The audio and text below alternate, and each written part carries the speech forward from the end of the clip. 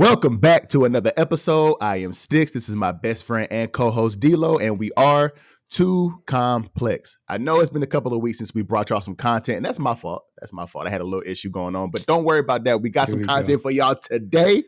But before we get into it, I need you to like the video, subscribe to the channel because we almost did it at 450. Go ahead and get it. We need 15 more subs. Go ahead and hit that subscribe button. Why y'all not doing that yet? Hit the subscribe button. I'm just messing with y'all. Let's go. And also, of course, as always, hit that notification bell so you miss none of these bangers that we drop every single week. What's good with you, D-Lo? What's up, my boy? Another weekend, man. What's good with you, I guess we man? gotta stop saying my boy so much so we get ridiculed about it. What? Do we really? Who we saying something about us saying my boy? I shared that text message with you. Somebody said copying us on the podcast. Man, imitation is the highest form of flattery, fam. Come on, man. Yeah. They like us out here, man. They like us out here. They love us. But what's up, man? What's good, my boy? We we missed last week, but man, listen, you said it's your fault, but it is what it is, man. Listen, let me tell you. We are a collective of individuals. So, Dealer, let me tell you whatever what was going on. I go through. You ain't fit, yo. You ain't go through this pain, brother. You ain't, bro. Listen, let me tell you something. This tooth, them right here, had me on my couch. I got a big old couch over here in the fetal, singing Pamela Mann. Take me to the. Wow, bro! I thought I saw the don't gates. Have much to All I can bring is his tooth, Lord. Please take it from me, bro. That tooth, bro. When I tell you, Friday and Saturday was some of the worst pain I have ever felt. And it's crazy because I had this tooth rooted like in March. Mm-hmm. And we really talking about this on the podcast? I don't care, bro. I don't give a, I don't care. You know, I'm very transparent. I had this tooth rooted in March and don't mind it. All the infection was out and yada, yada, yada, and everything was clearing up. But I guess it was a little bit left in there. My body was like trying to fight it. Yeah. Yeah, it was beating my ass. Yeah. But we good now. We back, man. If I would have tried to record last week with my face as swollen as it was and the pain that I was going through, y'all just seen a grown man cry on camera last week. I could assure you, y'all would have saw a grown man cry on camera. We probably would have had to cut that thing short. But anyway, we good now. We back, man. We strong out here, even though that tooth had me weak. But we strong out here. Out here. But that's what was going on, man. But everything else is good, man. Got my daughter with me. Her birthday is coming up, man, on Wednesday, dog. Sweet 16, cuz. Sweet 16 for my look. Happy early birthday. Man, listen. So I'm planning things for that. Got to get her hair done in the morning. Then we got some things planned to go out in the city in Seattle next weekend for her birthday. Her mama got some things planned for her too. So she's gonna have a good Sweet 16. It ain't collective, but that's how things are sometimes, man. Yeah, I mean, good. For sure. Strong. Speaking of strong, never mind. Yeah. So. Getting right into everything, man. Nah. We ain't gonna skip your last 2 weeks, cuz. We talking about mine. What's going on with you, bro? Yeah, I mean, you know how everything is with me. The same old. Spending time with the family, doing the family thing. I have noticed, like I said on the last podcast that we had, that, wife has taken on the challenge of getting out and doing more as a family or just getting out the house in general. Right. And I want to say that I am thankful for the genetics that I have. Okay. And I say that because when you are amongst the public more often, you notice and this is no shade to anybody, but you notice there are more people with genetic deficiencies or little things that's off with them, and it just makes you appreciative of what. And I don't mean that. I'm not trying to be funny. That's just me being silly, though. I'm not saying it to be funny. I'm saying you notice those things, and it makes you thankful for all of your abilities and attributes, and even some of the flaws, because what we see physically as a flaw, somebody may make up in areas that we are unaware of, and that's where we're weak at. So, but physically, I thank God for the the genetics that I have, as far as all of my limbs and everything working properly, and me being able to walk upright and not needing much assistance as of right now to function. So I those are things I just noticed. My kids are in the same boat. My wife's in the same boat, family and all that. So, I'm just thankful for that. I noticed those things. Other than that, though, man, just spending as much time with the family as I can, trying to take care of the things that I need to do. Work is work. We're regular 9-to-5ers, so we got to take care of that first before we can come to the podcast. Yes, but sir. I get eager to do these podcasts on the weekend and just share and talk with you on the different topics that we talked about, hoping that it sparks a conversation amongst many individuals that come to our podcast via the streaming platforms or YouTube. Yep. But I apologize for taking that from you last week, my brother. It wasn't it's intentional, all good, bro. You had to take care of you. You're my boy, man. Yeah, you had to take care of you. I always say that. Take care of yourself before you take care of others.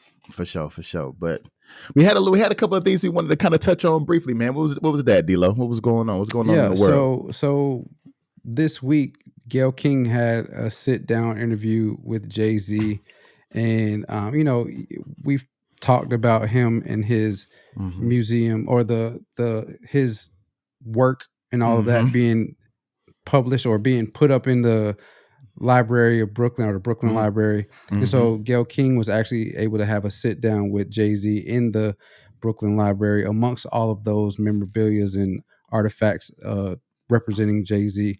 And I didn't see it in the actual interview, but it was a clip that was released from the interview. And she asked him about the meme that's been so popular amongst social media the last few months, maybe even years. So I don't even know how long it's been, about what would she suggest that people do? Take the money or have a dinner with him? And Jay-Z said, man, take the money. I've been putting it in the music for so long. That's free, or at least $10.99, he was saying. I don't even know how much an album is nowadays, but so he was saying that, like, all of the stuff that I would tell you in a sit down meeting, I done said it in my music. Right. Yeah. And that's the same thing I was saying, bro. I was like, I would never. I mean, is honored I would be to have like a little 2 hour, 3 hour, however long it would take for me to sit down with Jay-Z. As honored as I would be, I'm taking the bread 100%. And I'm just trying to figure out how to invest that money moving forward. That money is gonna make me richer than sitting down with Jay.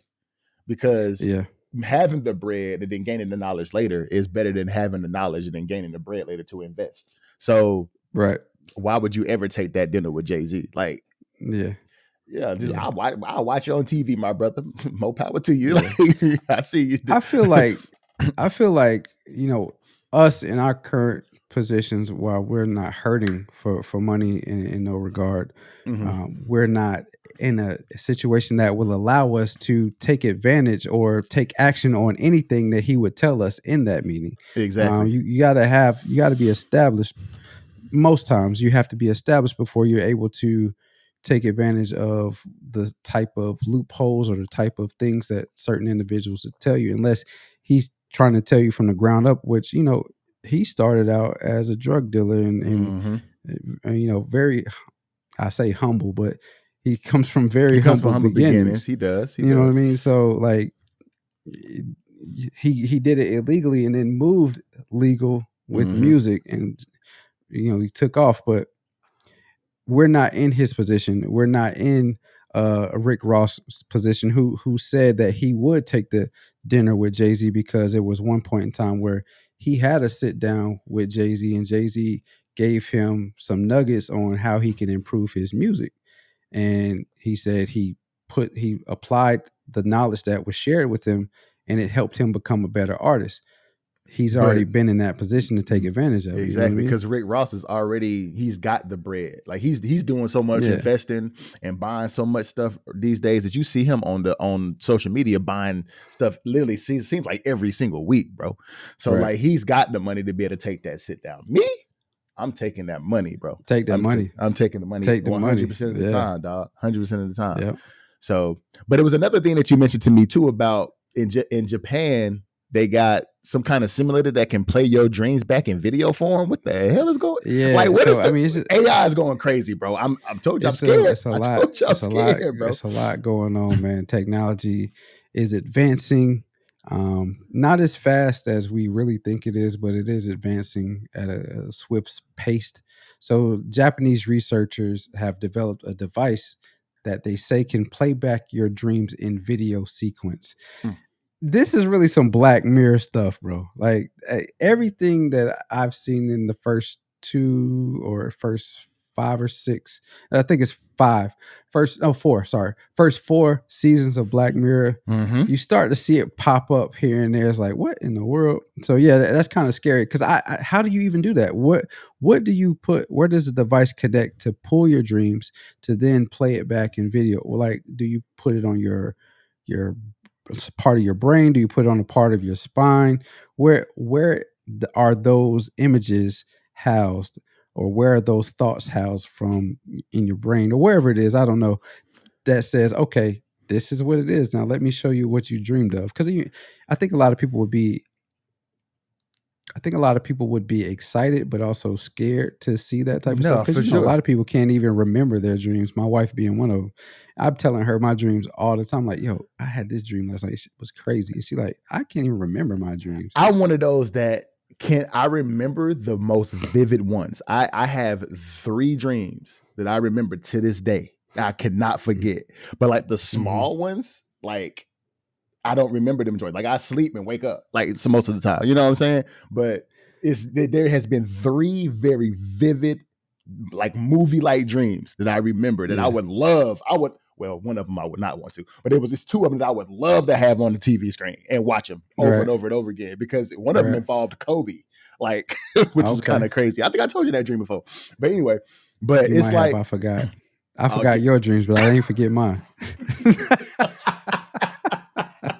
You ain't supposed to remember my dreams. It's all good.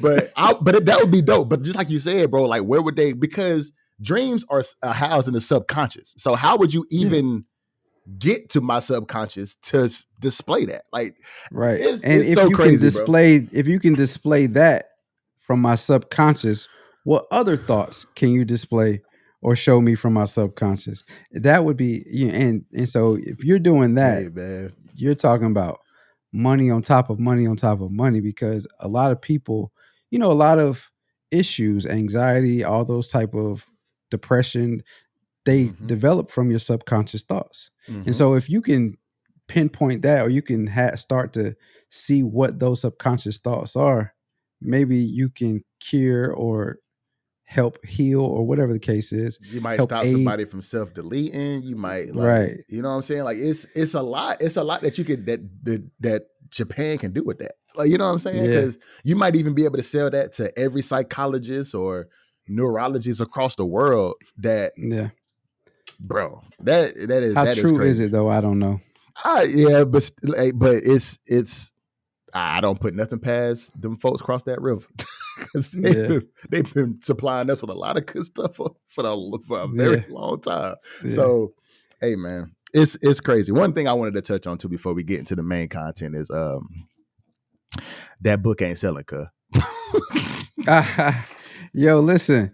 But it's because I think people became hip to, or got hip to, like, she is just doing this. It seems like she was just doing this just to sell that book. And and we talking about Jada. We talking about Jada. Yeah. Yeah, we talking about Jada. But I will also say this. As much as we were dragging Jada, Will has to come to the stand as well, because for sure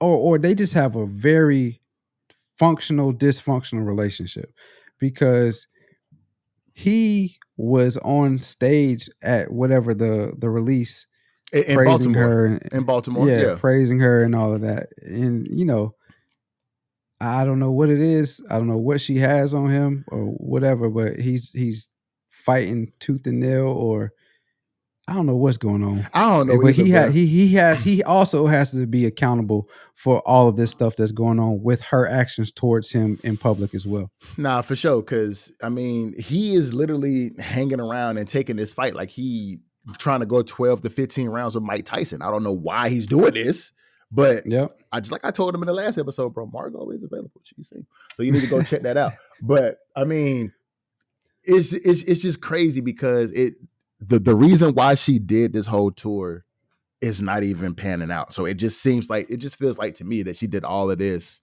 for nothing, and now she ain't doing nothing but embarrassing her husband. Which, well, I don't know. I don't think it was for nothing. I think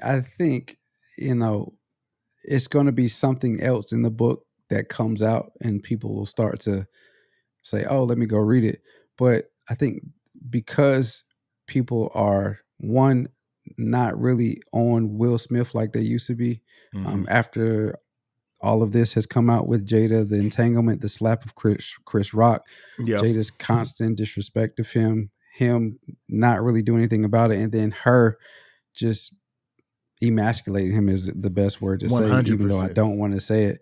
Emasculating him in public, it's like, okay, we off them. We don't want to hear anything about them anymore. We don't want to support them. So, I think at some point somebody will pick it up and say, "Oh, did y'all know that this was in the book?" And it'll go off. Yeah, and it's just funny because it's on Amazon. It was like yesterday when I looked at it, and I was just curious. So I watched the video on YouTube, and it was like somebody said that the book wasn't selling, and I saw a couple of reels on Instagram said that it wasn't selling, and I went on Amazon and I was like, okay, the book's been out since the 17th. It's the 27th. It's been 10 days that she's opened this book. How many? Because you can tell how the book is selling by the reviews, because you can only give a review if you've bought the book. But it's not to say that this is a barometer of how many people have actually done reviews, because I buy stuff and not even do a review on it. You know what I'm saying? Right. But all the time. But I saw that the reviews was only at 127 reviews in 10 days. So I was like, but that could be somewhere close to 200, maybe 300 sales. But even still, that is... You think just 200, 300 sales? Nah, it's way more than that. You think it's way more than that? I didn't do the research beyond Amazon. Yeah. Just want to say that. But if you look at Will's book got 50,000 reviews. But it's been that book's been out for about what, 5-6 years now? Nah, it's been out for... It came out in 2020. Came out in 2020. That's right. So it's been out for 3 years now. So I mean, I don't know, man. It just seems like to me, bro, like all this tour that she's been doing, bro, just was for, to me, it was for nothing. But who knows? Like D-Lo said, bro, somebody might pick up the book and be like, "Yeah, I didn't know this was in here. Here's a little nugget of information y'all overlooking." So let's see. Oh, you about to look it up? Well, it says it's a flop. Yeah, we are. Headlines. Yeah, flop. Yeah. For sure. So I mean, I don't know what the I heard it was like number 44 on the New York Times bestsellers list and some more shit. Like I heard it's low, but it's because people just getting tired of talking about Jada. People getting tired of hearing about. Somebody said it read terribly, like it was a bunch of filler in the book with a bunch of poems that don't make sense to her biography she's trying to tell. Like that's what people were saying about the book. I mean, it's just like, bruh, you went on this book tour for a subpar book, and you put your husband on blast and emasculated him in the public to the nation. So I will say this. I will say this. This is based off of Newsweek article. I don't know how they determine this. So it says it only sold 2,700 copies at the end of the first week it was released. So, okay. I mean, I mean, 2,000. That's not even 1% of the population. Not even, nowhere close. Yeah.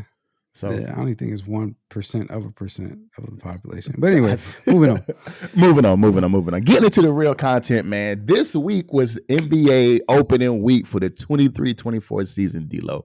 And we had some really good games to start off the year, man.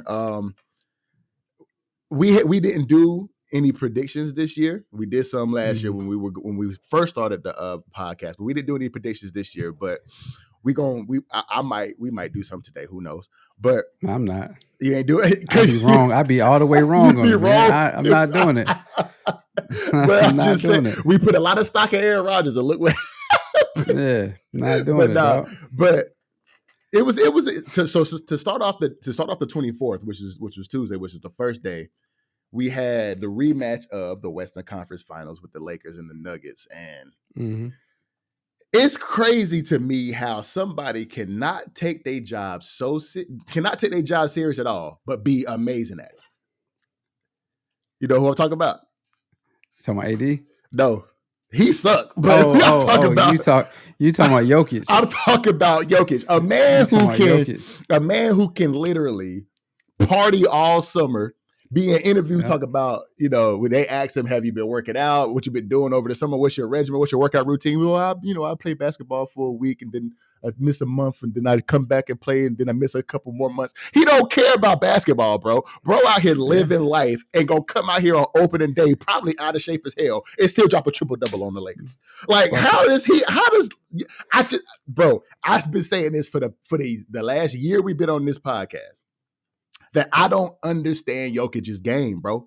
I don't understand it. And I don't know how he's so ugly with it. It's not to be understood. It's not to be understood. It's just to be witnessed. I promise you, he be dropping folk. Oh, bro, he dropped 29, 11, and 13 on the Lakers in a game where AD was going crazy in the first half, 17 in the first half, and didn't drop a single bucket. Didn't shoot a single free throw the whole game. He was not aggressive at all. Like, and you just got a $65 million a year contract, my dog. Yeah. Like, what? Come on, bro. Like, I don't know. It just seemed like AD you getting dropped off by a dude who don't even take the game serious. And here you are working out all year talking. Well, do AD take the game serious? We had this conversation. Too. We did. Yeah, we did. Does he take the game serious? Some people just naturally gifted, and Jokic is one of those individuals. In the game, he grew up in a different part of the world that plays the game in a different way. So, NBA players, American players, their fundamentals typically lack nowadays. Okay. Whereas those NBA players that are international, they're very fundamentally sound. The big men handle the ball just like some guards. I mean, they don't dribble like the guards, but they can protect the ball good enough. They can bring it up the court if they need to. They can stretch the floor, shoot the three, and they can rebound. They can pass. So, I mean, some people are just naturally gifted, and Jokic is one of those individuals. Anthony Davis is a naturally gifted person as well. However, Anthony Davis, I think the problem with Anthony Davis now is, and we're talking about Anthony Davis two games into the season, and what the problem is. And I don't really think it's a big problem, but I think mentally for him, he's heard for his whole career, essentially, but really the last 4 or 5 years is he's so injury prone that he's now transitioning into LeBron. He's picking his spots when to do what he needs to do so that he can, one, stay healthy and also have his energy up. Whereas, when LeBron turns it on, historically, he's getting older now, so it's a bit different. When he turns it on, and it's a go time. It's lights out. But yeah. Anthony Davis is different. I think he has a ways to go before he can turn it on, and it's just like, okay, Anthony Davis is here. He's going to be here for quite some time. So, but the question would be then, if that's the case, then, because he came back out against the Suns on Thursday and had a 30-point, 12-rebound game.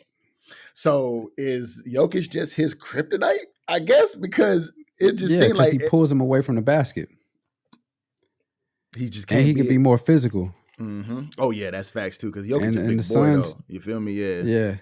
The Suns don't. They have Nurkic, but Nurkic is not really a defensive prowess. He's really an offensive guy. He is. But he's not the player that Jokic is outside the paint. Now in the paint, he's pretty good. Mm-hmm. But on defense, he can't keep up with AD. Again, AD was one of those individuals that was a guard growing up, and then he had a crazy growth spurt. Yep.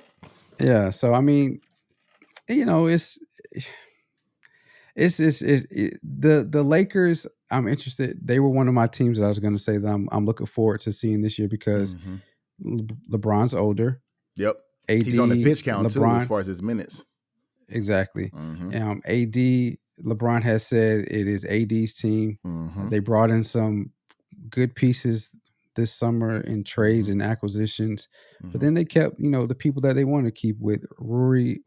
I don't even. I know Rui messed it. Hachimura. Yeah, yeah, Rui. I just the Rui part is what I was trying to say, but Yeah. I felt like I said it wrong. But then AR as well, Austin Reeves. So Austin they kept Reeves, yeah. those individuals. Mm-hmm.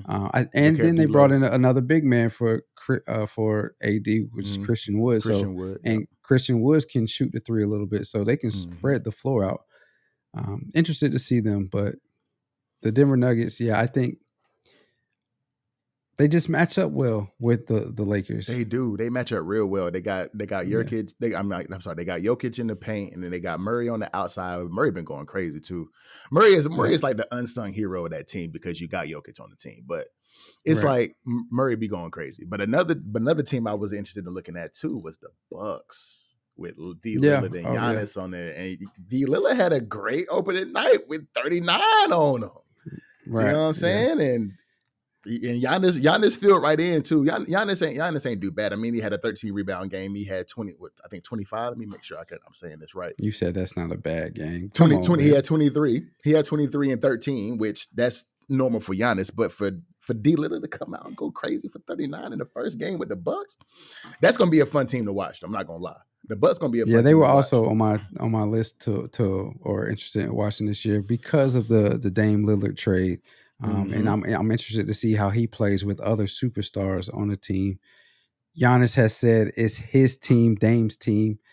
I'm interested to see how that dynamic plays out because somebody can say something in the media to make somebody feel good, but on the court it could be a completely different story. I'm also interested to see again who that. So I'm interested to see who that number one player is on the team is going to be, who they go to. We know in the closing moments of the game, the ball's going to be in Dame's hand because he's more of a threat from the outside. Giannis is not much of a 3-point shooter, but this does spread the floor so Giannis can work in the middle because they have Middleton. Lopez can shoot the three, and now Dame as well. So, and they also started Malik Beasley too, who is historically a pretty good shooter himself. So I mean, they got Malik Beasley from the Lakers. Okay. And they also got both. They got both of the Lopez brothers. But Middleton ain't have a really good game. He played 20 minutes. He had 6 points. And he only took 5 shots. But that's because you got Giannis taking 22, and you got Dame taking 20. So 42 shots out of however many that they took. 42 shots out of probably about 60, 70 out of about 70 shots. Come on now. But he could be a spot up shooter now. He can be. That's very, very true. And I mean, I just need if Middleton turns it on and Beasley gives them about 10 points a game, they probably gonna go crazy. They're gonna go crazy, I think. They've been contenders. We know that they will be contenders coming out the East. Is the question is, will they be able to get the job done? Will they stay healthy enough to get the job done? Because the 2 years that the East won the championship, when the Bucks won and then Toronto won, it was a lot of injuries in the NBA. So can they do it when everybody's healthy like they've been the last couple years? Can the Bucks get the job done? So we'll see. Yeah, man. And the last team I wanted to talk about too was the Celtics, because the Celtics have. Listen, we right there. You see what I'm saying? Because the Celtics have made a really big acquisition with Porzingis, and I'm really curious to see how Drew Holiday as well, being that defensive point guard, and then to put that along with Jaylen Brown. To put that along with Jaylen Brown and our boy. Money man of the year. To put it along with Jaylen Brown and our boy Jason Tatum. So that big four, low key. Because I'm waiting to see if Porzingis is going to turn it on like he did when he was in New York, and a little bit with the Mavericks too. But hopefully he can stay healthy, because he's had a couple of injuries along the way here recently too, up until he got to the Boston Celtics. So hopefully if they could put it together, bro, because the whole starting five in that game against the Heat. They 2-0 right now. That whole starting five of the game against the Heat all scored in double digits. With Porzingis having 17, Drew Holiday had 17, Tatum had 22, Jaylen Brown had 27, and bro, like, what's his name? What's his name? Last name White. Dude, they used to have the real stringy hair, but he had a receding hairline. He don't went bald now. You know what I'm talking about. I can't remember his first name. I don't know why I can't call his first name out. But he had 28. He was the leading scorer. Somebody who you wouldn't think would have you know what I'm saying? You would think it would be Jason Tatum or Jaylen Brown or even Porzingis to have to be the leader scorer of the team. But I think his name is Devin White. But I'm just gonna call that out. Devin if I'm White wrong, played for the Tampa Bay Buccaneers. There you go. but I mean, but he went crazy for 28. So I'm just looking at that team as well out of the East, because as of right now, I'm just looking at one team in the West, and that's going to be the Nuggets. I feel like they have Derek White. Derek. There you go. I was close. Devin. Derek. Close. I won't that close. but I'm just looking at one team in the West, and that's the Nuggets. They have a real strong chance of going back to back. But it's a couple of teams in the East that I'm looking at, being the Bucks and the Celtics, and I think it's going to go between them whether or not who is going to come out of the East. But wait. Oh, and I'm not making predictions. What's up? So you're only interested in seeing the Nuggets in the West? That's the only team that I think. Lakers. You're not worried about Golden State. I mean, you're not worried about Phoenix. So let me. Well, so you have points. I just don't think.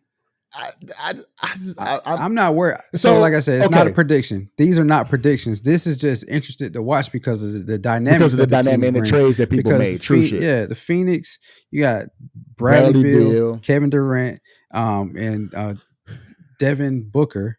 Mm-hmm. And with the Golden State, you now have CP, Chris Paul, Clay, Steph, and then obviously Draymond, of course. Draymond Green is there. They traded away Jordan Poole. Mm-hmm. They don't have a big man, but they can spread the court out. And then the Lakers are the Lakers. LeBron is always must-see TV. Always. And they did make some acquisitions too. And they made good acquisitions. So again, that's not a prediction. I'm not saying that they'll do well, but as the drama unfolds of the NBA season, because it is early. You right. Yeah. But I just don't see nobody beating up on them. I think I'm gonna go. I'm not gonna say that. You know what? But I mean, it's good to make predictions because you get people talking about it in the comments. I'm gonna make predictions. I'm gonna do this. Okay, so because it's gonna be all wrong. This is early in the season. Injuries can happen, as we said. So what? So we're gonna come back after. We're gonna come back after. We're gonna come back after All-Star week and be like, okay, now we're gonna make predictions. No, we're supposed to make it before the season starts. I'm not making predictions at all. you just after the it's football, gonna be wrong. After the football predictions, you was like, nah, I ain't doing it no more. I'm done with it. I ain't doing it no more. But I mean, if I was a betting man, I'd be poor. Nah, you got more sense than that. You got more sense than that. But nah, I mean, the Nuggets is the only, as of right now in these first 2-3 games of the season, is the only ones that look real strong, to be perfectly honest. Yeah. But the Suns don't have Bill right now because Bill got hurt in the preseason, so he's nursing right now. The Warriors look strong with their full team. They just don't have nobody in the paint to stop nobody for real. And the Lakers, they do have a lot of pieces that are moving that can make them a contender. But if they gonna keep LeBron James on a 24, 25 minute per game pitch count, then that's not what I read. Oh no, you're right. I think it was like 20. It was less than 30 minutes. 28 to 30. 28. Minutes. There you go. 28 to 30 minutes. Yeah. So if they keeping him on a 30-minute or less pitch count on as far as minutes, then somebody gonna have to step up, and it's got to be AD. And if AD can't be consistent, because he hasn't been very consistent over the past couple of years, he would either get hurt or he'd have a monster game like he had on Thursday against the Suns, and then the next week he'll come out and score 12, 13 points. So he's gonna have to step up if they keep him LeBron James limited. He gonna have to. Who else is gonna do it? I don't think that's I don't think that's for AD during the season, like the regular season. I don't think that's the fair assessment. In the playoffs, that was AD. Game 1, he would play monster. Game 2, he'd be like, "Where the hell's AD?" Yeah, he was off and during on. The season. You think he's consistent during the season? AD was an MVP. He was an MVP caliber during the season. Now playoffs, he was hit or miss. He was off and on. Yeah, that's true. When he was healthy during the season, the issue with AD during the season is, can he stay healthy? Can he play 82? And he hasn't played 82 in a long time. Right. I don't think he's ever played 82. So that's another thing about the NBA this year that'll be exciting is how will players come out and try to play if they are a bit injured, knowing that they can't get any postseason accolades if they don't play 65 games. True. That is true. They did come up with that rule too. So I mean, I'm looking forward to seeing it. I just think, to me, the finals is gonna look like I want it. But see, the Celtics have been like the favorite to come out of the East the past like 3 years, and they haven't done it. So it's like, so the Celtics, I want to say the Celtics, but it's looking like they lost against the Warriors 2 years ago. Or the year before last. I'm talking about like to win the championship. That's what I'm going to say. I'm sorry. Oh yeah. So they've been the favorite for the past like 3 years to win the championship and haven't done it. And they're the favorite this year to do it again. So it's like, are they going to do it or nah? And then you got the Bucks with Dame and that team that they got over there. They actually got some depth, even though they got Dame. Because when you look at the roster, they actually have a little bit of depth on their team. But the Celtics got Porzingis now, and they got 4 players that's going off.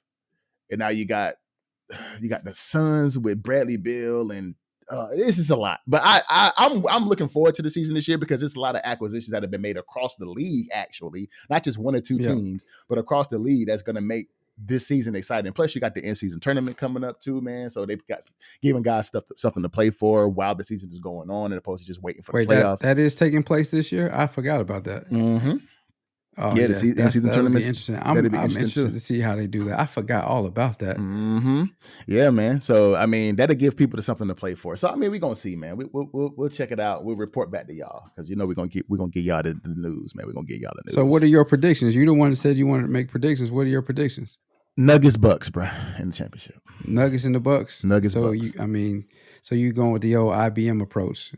Can't go wrong with the favorite. The favorite is the Celtics, though. In the East, the favorite is the Celtics to win the championship. I'm just saying. So that's not. I'm just saying that's not IBM because the favorite is the Celtics to win the championship. So I'm not even putting the Celtics. I'm not even putting the Celtics in the championship. I'm saying it's going to be the Bucks. Okay. I'm saying Dame Lillard, and I'm going to go so far to say Dame Lillard getting his first one. Okay. Dame getting his first championship this year. And y'all can debate me in the comments if y'all think I'm wrong. I know y'all going to do it anyway because I'll be trying to tell you. I don't think anybody will debate that, but somebody will. Yeah. Somebody going to say, fuck that. So Kevin Durant recently expressed that he would like to see his Golden State Warriors jersey retired after being asked about it, following the comments of the Golden State Warriors co-executive chairman and CEO Jake LeCobe, who said he believes it's a possibility. Sticks, what side are you on this? Do you think KD should have his jersey retired with the Golden State Warriors or not? The comment section gonna be mad at me right now because I'm on the fence. I'm kind of on the fence about it. On the fence? I'm on the fence about it. I'm kind of strapped. Pause. I'm on the fence. So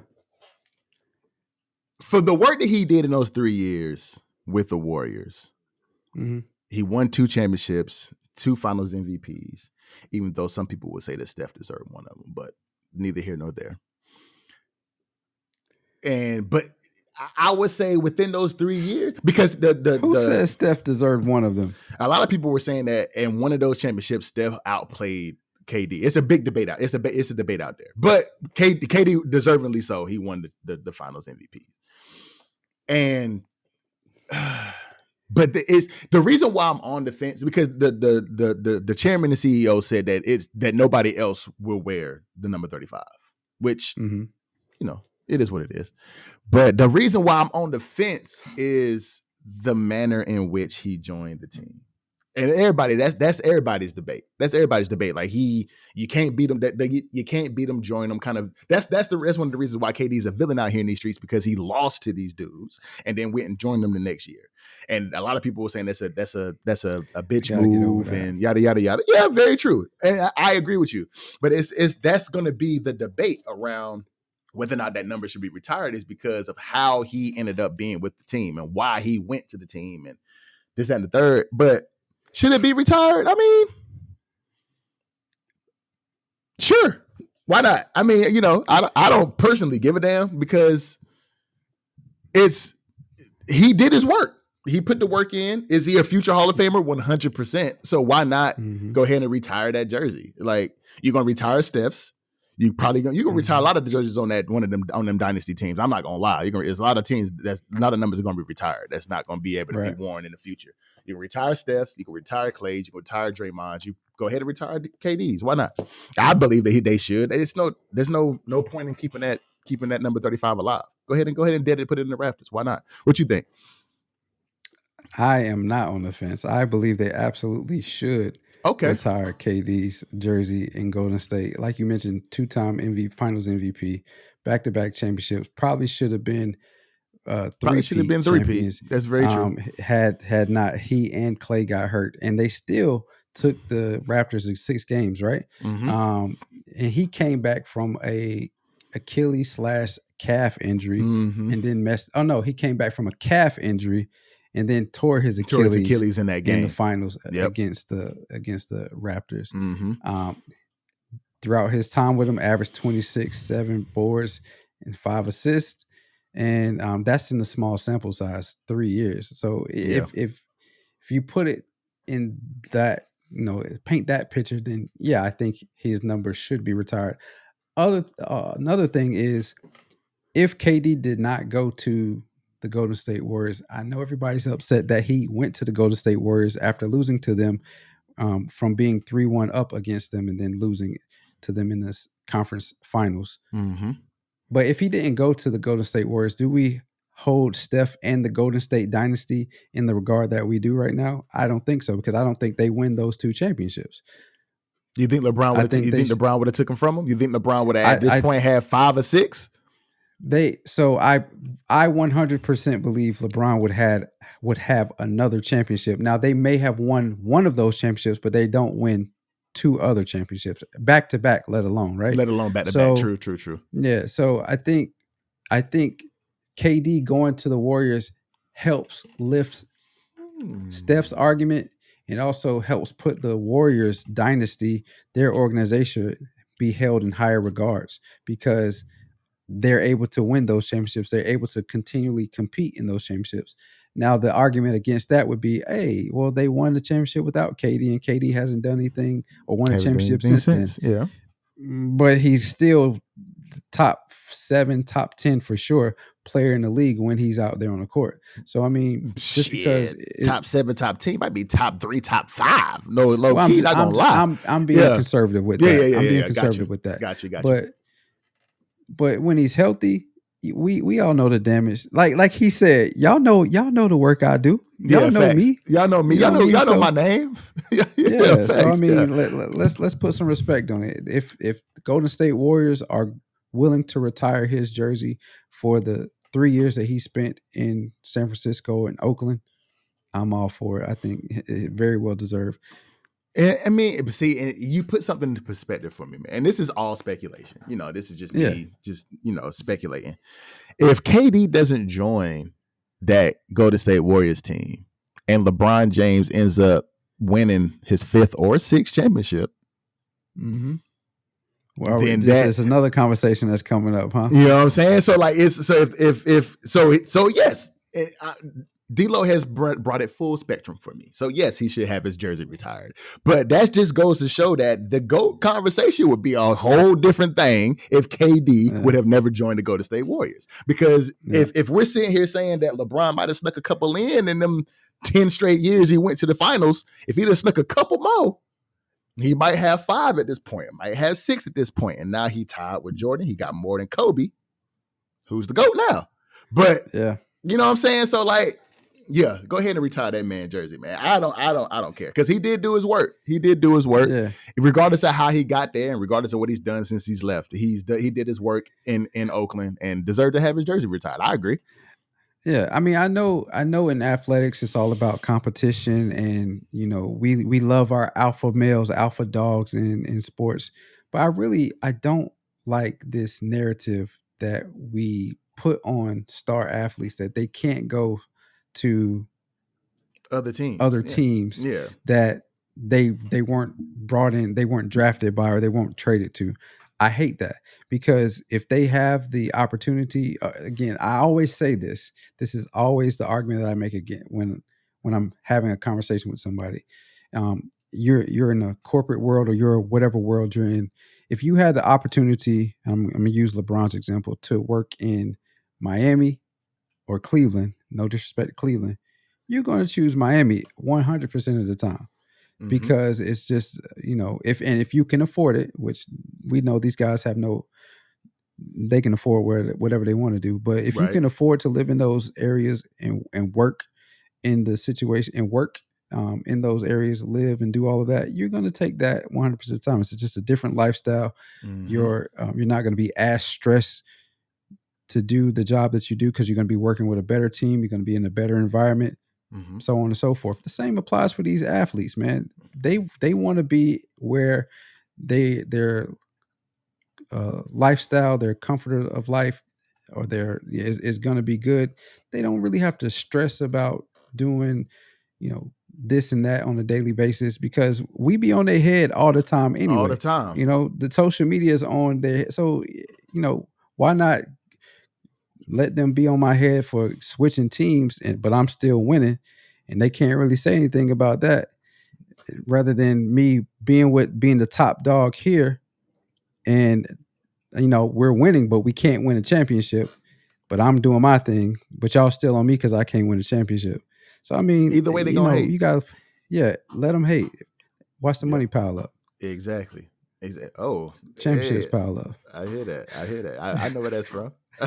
Yeah. Let them hate to watch the money pile up. Yeah, I Yeah, hear you. yeah. I hear you. But yeah, and not to mention that Florida's a tax-free state, so you ain't getting no taxes You taken feel out me? your checks, making millions and millions and millions of dollars. This state ain't taking no taxes out your check. So I mean, I think he should. I definitely think he should for sure have his jersey retired in Oakland. And if the chairman and CEO thinks he deserves it, then go ahead and do it. Why not? Go ahead and do it. Don't wait. Might as well do it. The next time the Suns come to Golden State, show that man that he was appreciated. Might as well do it now. Why not? I don't know about that because if you did that, then you have to retire Steph's jersey automatically. Oh well, retire. you know what? You're right. They can't. Yeah. They got to do it when them boys actually retire. So yeah, you're right. Yeah. You're right. But still, I mean, I guess he's not playing with Golden State. He's not playing with anymore, Golden State no more. Yeah. So he could. They could. Steph is technically actively playing with Golden State. Yeah. Yeah, but either way, go ahead and do it. Go ahead and do it, Oakland. Yeah. But moving to the next topic, man. So the Department of Justice is investigating the NBA because Ice Cube has put out claims that the NBA is putting out an anti-competitive claim against Ice Cube's Big Three league. So apparently, Ice Cube is saying that the NBA has been keeping sponsors and television producers and these TV stations, and a lot of things is going on because contracts. And a lot of contracts are not being signed by Ice Cube because the NBA is basically sabotaging the Big Three league, is what Ice Cube is pretty much getting to. D-Lo, how do you feel about this being a possibility that the NBA has actually done this? They've come out and said they've been supportive, but Ice Cube says that they haven't been. So what do you think? What do you think about this, D-Lo? I can 100% see this being the case in the NBA and Big Three.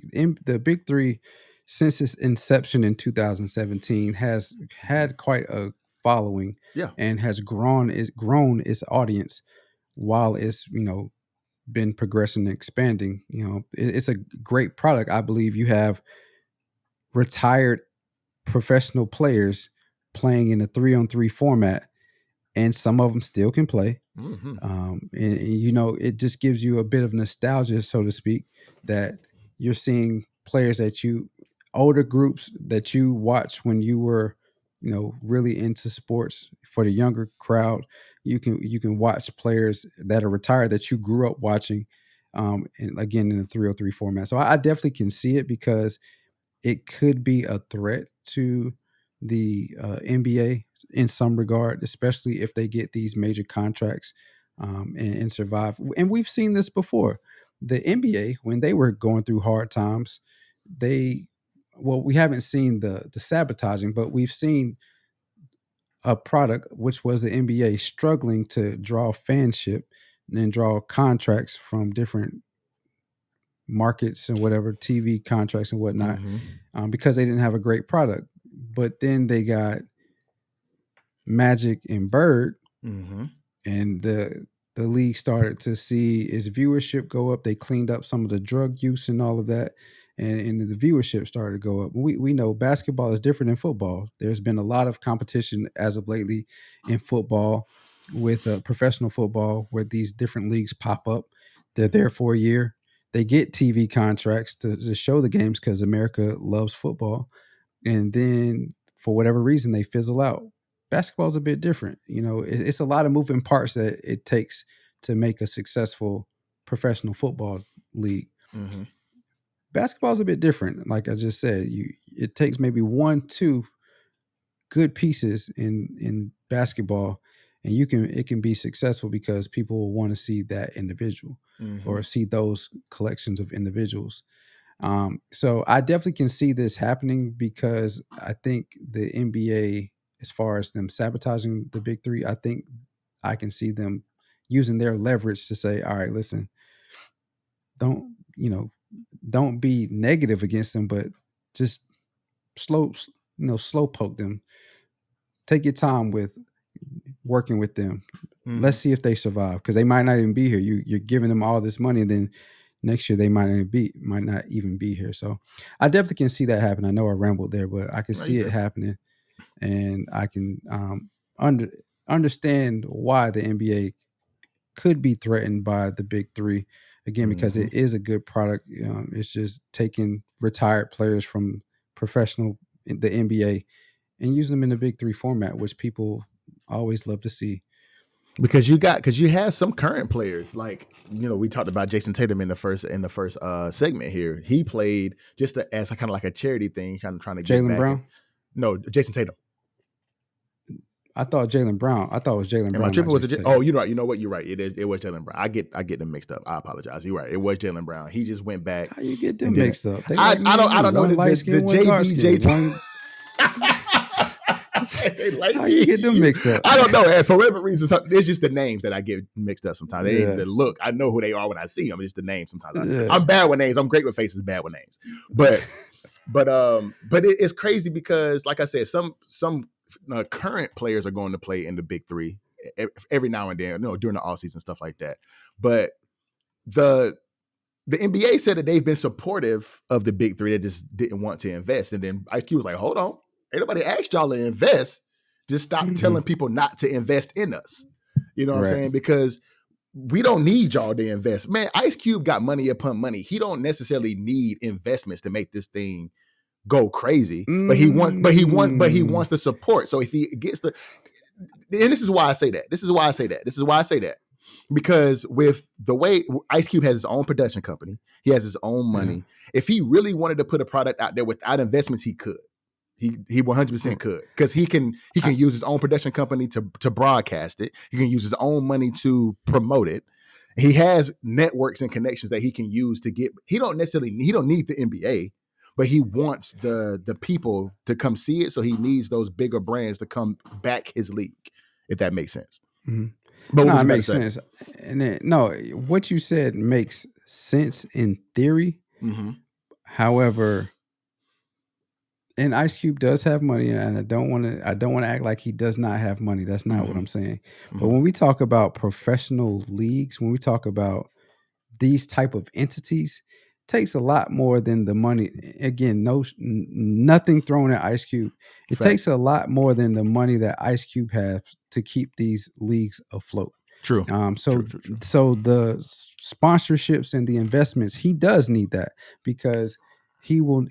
In order to make sure that they can do the things to take care of the logistics and run the league in the manner that they want to and expand, they do need these sponsorships. Just like, and it's kind of ironic, but just like the WNBA,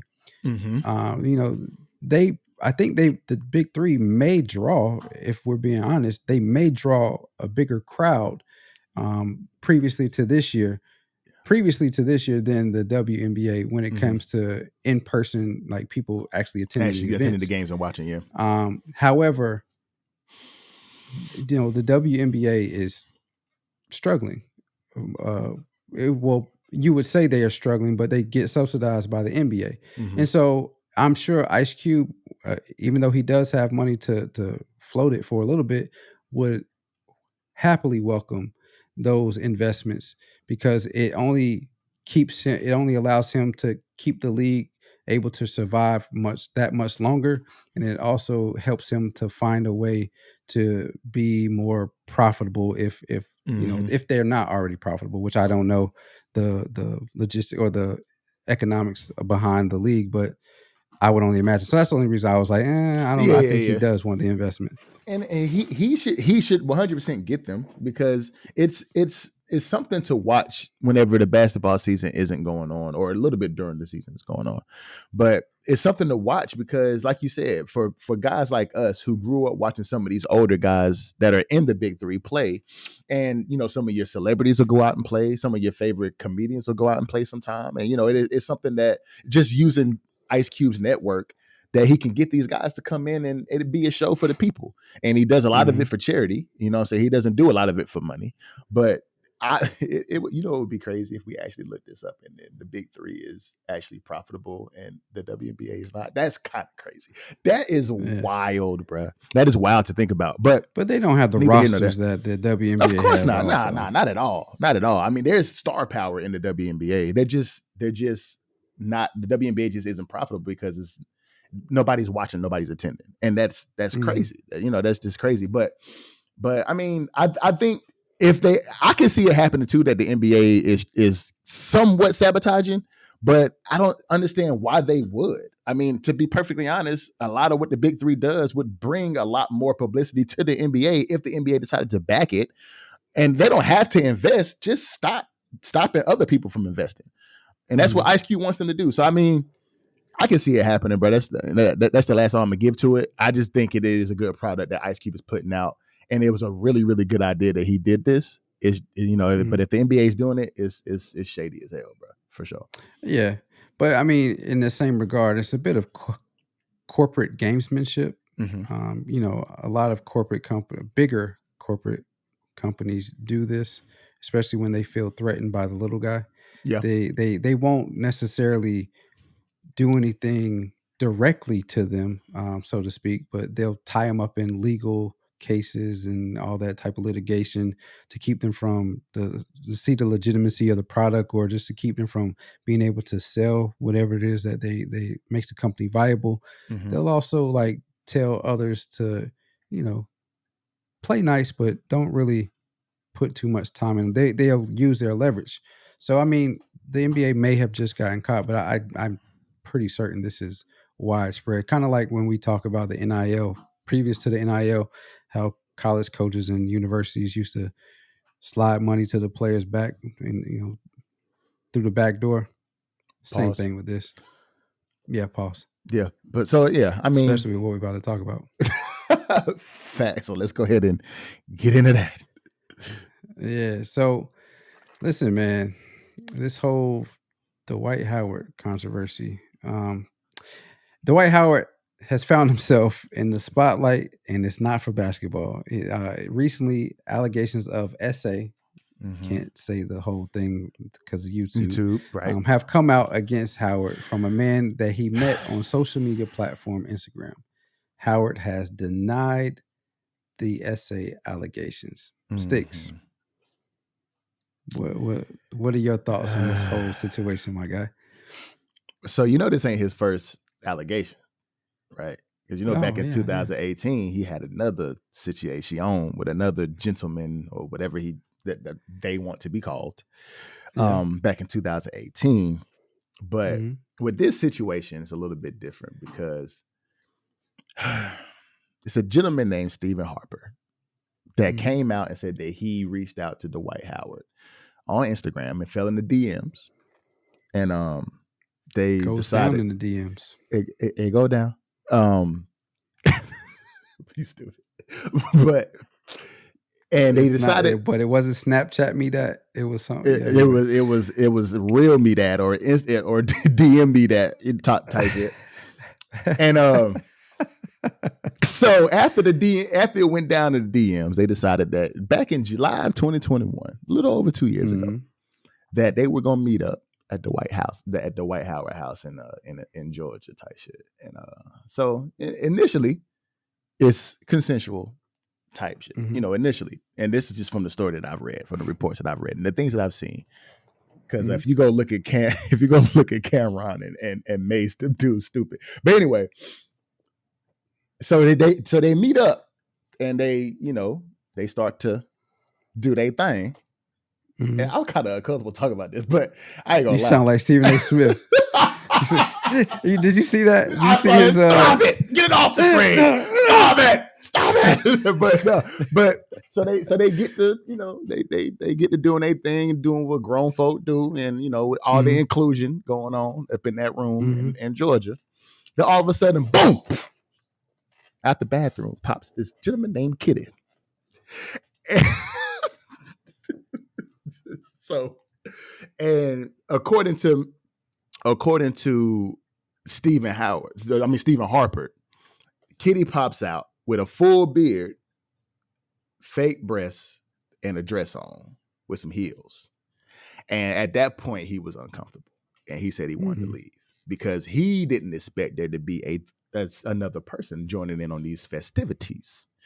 Now, I'm gonna use what May said on their podcast. Shout out to their podcast. Their podcast is hilarious. It is what it is. Podcast. It is hilarious because they're just funny in general. But May said it's no longer consensual when it's no longer consensual when you surprise somebody.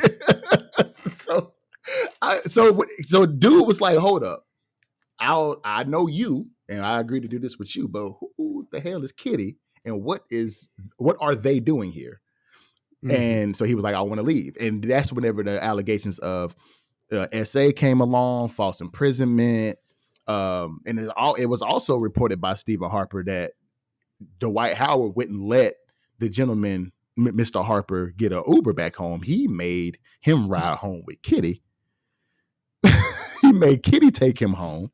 And in the car ride, Kitty actually threatened his life, saying, if you take, matter of fact, I'm gonna read it. I'm gonna read it directly for what the gentleman said, if I can find it fast enough.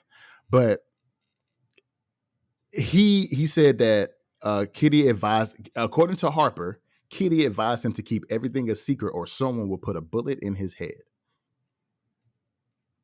Craziness, folks. Craziness. So Dwight Howard, he a freaky little something, first of all. But, and I know what I'm gonna let D-Lo say it because he said it earlier in the week when we were talking about this.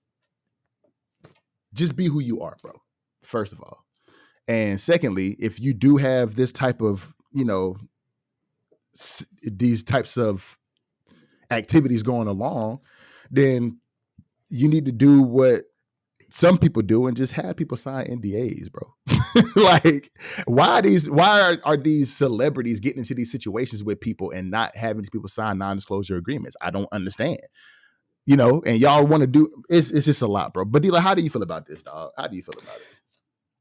So Dwight has recently come out and said what he does in his bedroom is none of our business. True. And he's right. Very true. He's right. What he does in his bedroom is none of our business. Who he does it with is none of our business. However, he is Dwight Howard, and it is now a SA allegation involved in this. So therefore, it is public knowledge. And so being that it is public knowledge, being that it is Dwight Howard, who is 6'10", 265 pounds, involved in this, is going to be talked about. And not because of the hetero-homo aspect of it. Yeah. It's because it is a sexual allegation. Well, I done said it. An essay allegation involved in it. And if it was him and a woman, it would be talked about. And he would not say what he does in his bedroom is his business. So he would be saying, he would just leave it at what he said earlier in the week is it's not true and leave it at that. But because the public is now saying, okay, well, it's not true, but bro, this really what you be doing? And so now he's like, well, y'all mind y'all business. So, I mean, listen, I feel like based off of what we, this is a little uncomfortable to talk about. Based off of what we know about this story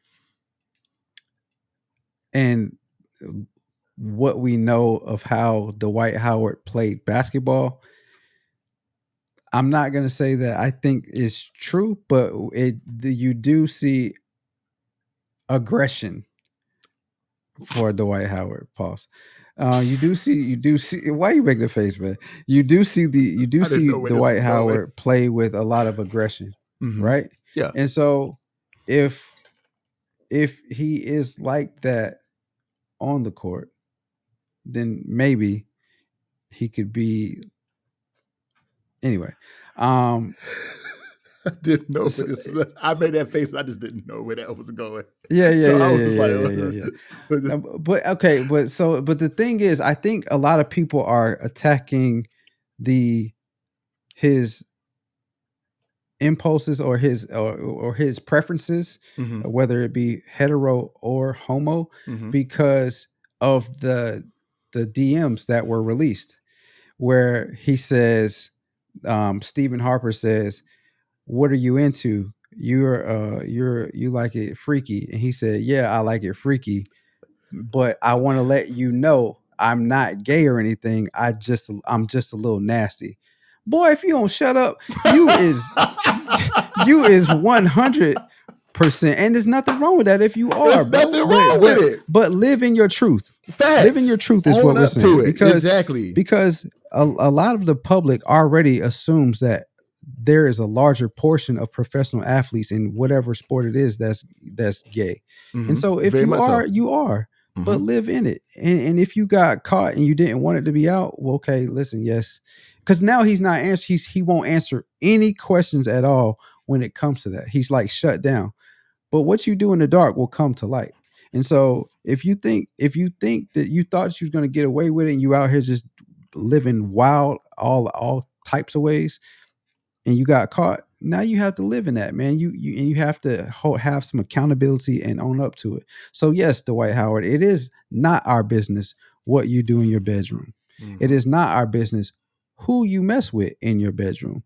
But because of these allegations and because of the way it has come out, it is now everybody is public knowledge, and we're going to talk about all of the aspects of it.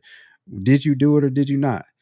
How come we're just now finding out that why are you trying to hide that you dip both sides of the fence? And then also, why is it now that it's just coming out? Living your truth. Facts, bro. And it's but I think, and I was having this debate. I was having a debate on as to why, and it's crazy because it was the very next day that the news dropped. But I was having a debate with another couple of my gaming buddies, and one in particular is a stark. He watches the show religiously, so I know you're gonna hear this. He's a stark Dwight Howard hater. He's a Dwight Howard hater, and we were having a discussion around Steven Adams just got hurt out for the season. Yep. And I was like, shoot, why not Dwight Howard? Why not move Dwight Howard right into that spot with the Grizzlies? He would be a great part. And he was like, no, fuck that. Dwight Howard ain't gonna be in there. He was going off on me. Like, nah, he was great when he was with Orlando, but then he came out and he was doing all of this in Houston and the Lakers, and then he went back. It was a good piece, but he's not the same player, and he's ass. Now he's ass. I'm like, no, Dwight Howard is not ass. To say he's ass is kind of crazy for a future Hall of Famer. Definitely. But we were just going off, and we was having that debate. He lies. Go ahead, man. You know what? Yeah, go ahead, man. Go ahead. We were having that debate, and literally the next day, I'm gonna hit the mic. I always hit this damn mic. The next day, this news comes out about Dwight Howard, and I was like, you know what? Yep.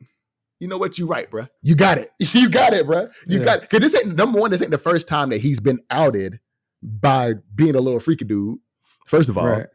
And secondly, I'm thinking to myself as I'm riding to work, did the NBA know something about this? Because there should be no reason why Dwight Howard, Boogie Cousins, guys like that are not in the NBA. So it's like there's got to be something behind the scenes that the NBA knows about these gentlemen that have been blacklisted. Isaiah Thomas, he should probably small as right. New school. Yeah, I know you're talking about. Yeah, he should be in the league. Like he's still got game. Like why is he not in the league? And there's got to be something that the NBA knows behind the scenes that we don't as to why these guys aren't in the league. And this had to be it about Dwight Howard. They had to know about this allegation going on. They had to have known, which is why he's not in the league now. They had to be, because this was back in 2021.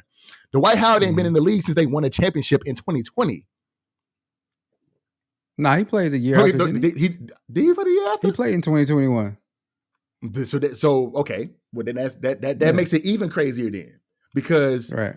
this happened in 2021. He hasn't been in the league since 2021. So they had to have known something about this, bro. I don't know, man. I mean, just like D-Lo said, man, live in your truth, dog. If this is what you do, if you dip on the both sides of the fence and you like to be a bottom but then like to be a top every once in a while, do your thing, player. Do your thing. Like, it ain't nobody else's business. But whenever it comes to something like this that you're doing behind closed doors, and all of a sudden now you're being outed for SA, now it is everybody else's business. Now, like D-Lo said, we gonna talk about it because if it was a woman, it would be talked about. It would be yeah, it would 100%. And all you would say is, I didn't do it. And that's all you would say. You wouldn't say it's nobody's business what I do behind closed doors, because that would make it seem like you doing some crazy stuff behind closed doors. Like, and it is true. So you know what I'm saying? Yeah. And so yeah.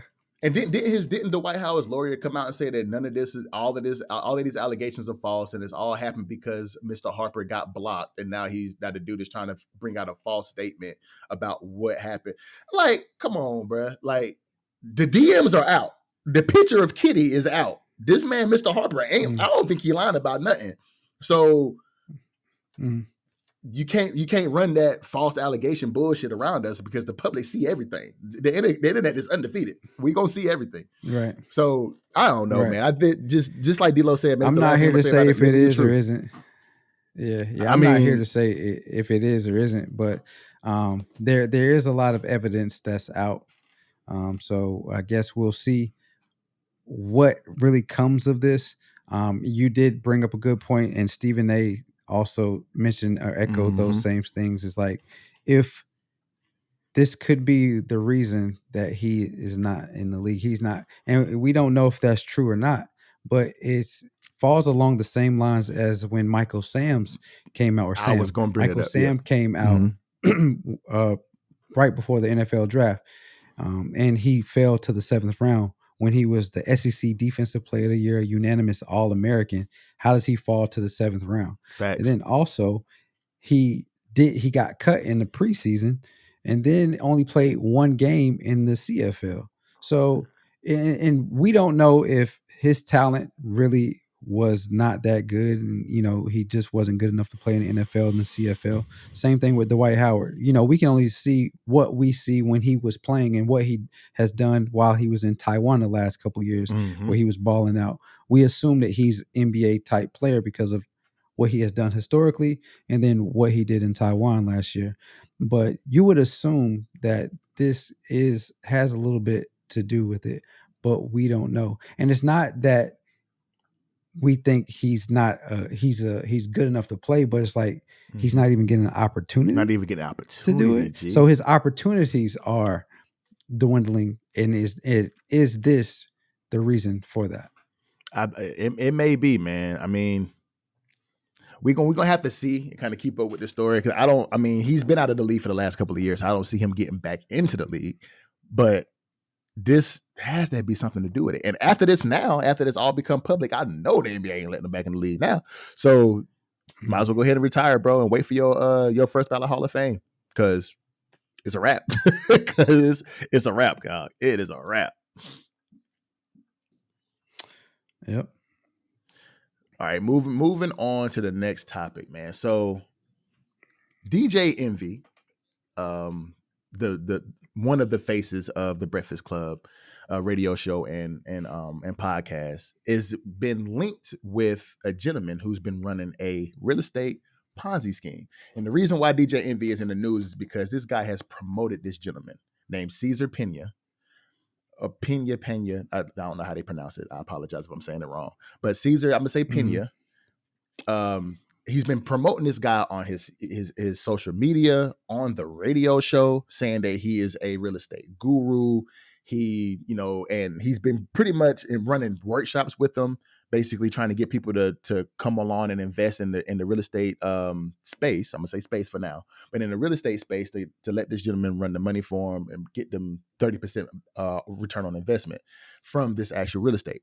Now, D-Lo, how do you feel about this whole situation revolving around DJ Envy? And do you believe? Well, I'm not gonna say that. But do you believe that he was tied into the scheme that Mr. Pena was running? It is crazy what is going on with DJ Envy and Cesar Pena Mm-hmm. in this Ponzi scheme, so to speak, or what is being deemed as right now. Mm-hmm. And I would not rule it out as him having some type of involvement with it. And the reason I say that is because of everything that you mentioned leading up to this point. Mm-hmm. He promoted him on the radio show. Caesar came to the radio show quite often. The group that I followed and how I came to know Caesar and how DJ Envy were in the real estate space, Mm-hmm. Earn Your Leisure podcast.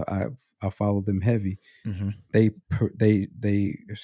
were on their show a couple of times talking about real estate and how you can get money flipping houses and doing this and doing that, and how much money or how many doors Caesar had, who I think he was saying that he had estimated 1,000 doors. And so the thing in a lot of spaces or a lot of financial spaces is you want to try to get 100 doors. Mm-hmm. And then that's how you can build your wealth, by having those doors. And so Caesar was saying he had 1,000, 2,000 doors, something like some astronomical amount of properties that he had under his real estate portfolio. Mm-hmm. And so, and DJ Envy was right there with him saying, yeah, we do this, we do that. We work normally in New Jersey, but all of these people are coming to us trying to figure out what's going on with how we're getting the type of money we're getting. And we're showing them this and showing them that.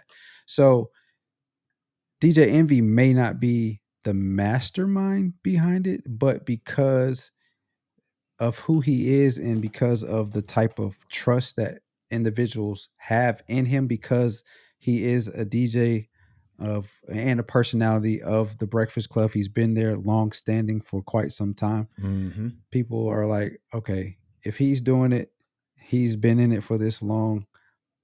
It has to be, against my better judgment. I don't know what these people are thinking that we're giving the money to, Right. but I'm just assuming against my better judgment. Let me try this out and see what it's all about. What do I have to lose? Well, it looks like you lost a little bit of money, because there's what they're saying is there's nothing there. So I'm not going to put it outside of, I'm not going to rule it out that he is 100% a part of it, but until the hard facts come out, or till there's a conviction against him, I'm going to say, I guess not. Yeah, man, because Caesar a record, and this is just reportedly, because it's probably more. This is probably just everybody who kind of stepped forward, but $17 million in investments as of right now from people who they've gotten reports from that sent him money to invest in real estate. I've seen and heard higher. You seen and heard higher? What did you see? 100 million. Mm-hmm. Sheesh. So he's got, because it's been reports of people losing. 30. I'm sorry. 30 million. 30 million. Sorry. 30 million. Okay. So Yeah. 30. So now reportedly $30 million in investments that were stolen from people to invest in real estate with him. And the way that I think he was doing it was he would get somebody, say, to invest in real estate for $500K. And he already guaranteed, hey, you're going to get 30% return on investment. So whenever that $500K was sent back, so say he said it back in 6 months, you get that money back in 6 months once the property sells. So once that $500,000 is sent, he pockets the money. This person is expecting to get $150,000 in return. So this person, so Caesar probably be like, you know what you can do is you can roll that principal that you have along with that profit that you made, $650,000 into the next one. And then he just kept rolling over the profit, rolling over the profit, and then principal, rolling over the profit and principal, rolling over the profit and principal. So now he's just not only stealing the quote unquote profit that he's supposed to be making over, because a lot of the joints saying, a lot of the reports are saying that he didn't even, number one, have these places that he was saying that he had. So that's number one, mortgage fraud. And then secondly, fraud in general. But then he was having people wire him money, which is wire fraud. And if for those that don't know, wire fraud is every time somebody wires you money, RICO, number one, but every time somebody wires you money is a separate charge. So if he got 20 people to wire him bread, he's got 20 wire charge accounts against him. Now, it's just weird because, and another thing that kind of bothered me about what DJ Envy was doing was that he was promoting this guy as, he's one of us. He's one of us type shit. You know what I'm saying? Like, because he's you know, a guy from New York, and the people that he knows, he's got pictures out there with 50 Cent and Snoop and people like that. Not that those people were in it with him, but just people that he knows and the circles that he runs in. And he's a New Yorker. He runs around black people, and he's black himself. He's a colored gentleman. He's one of us. You should trust him because he's one of us. And that's how a lot of people get in trouble, man. Is like D-Lo said, against the people's better judgment. They see DJ Envy. DJ Envy's promoting this guy as one of our people, and now it's like he running around with your money and stealing your bread. And shout out to LeBron. LeBron did it well. You know what I'm saying? His boy, looked out for him. You know what I'm saying? He was one of the exceptions to the rule, but most people will be, like your Tim Duncans of the world, your Kevin Garnett's of the world, who had their friends be their, agents or promoters, and it didn't work out for them. So it's like, you got to be smart, man. Like, I don't think DJ Envy would be somebody that I would go for investment knowledge in the first place. First of all. Secondly, Joe Budden said that. That's funny. And I saw what Joe Budden said. I didn't see the whole episode, but I saw that he was like, Joe Budden was like, yo, he called me on something, and we don't talk. You know what I'm saying? Like, he called me, well, we don't talk. We haven't talked in years. We're not even in it, but he called me talking about some real estate shit, talking about Queen Latifah, Fabulous. And he was like, that just sounds a little fishy. You know what I'm saying? And he was like, at some point, he won't even listen. So it's like, bro, like, I don't know, dog. DJ Envy says he didn't have anything to do with it. And if Mr. Pena was taking money, he wasn't privy to it. But you also promoted him, and you also said that you got money back, even though it wasn't all of it. You also said you got money back, and you were trying to doing these seminars where you were trying to bring investors on. So there's no way that you didn't know that this man was receiving money from people because you were trying to get investors. So I don't know. I'm sorry. I know I rambled on and went a little bit long, but it's like, bro, you're good. Yeah. You're good. I think to drive my point home is, people, for whatever reason, trust celebrities to their own detriment, which is why companies use celebrities to sell their stuff. They have them endorse it. So, you have those big stars that on Nike campaigns, whatever, you name the brand, you have some star that's promoting it.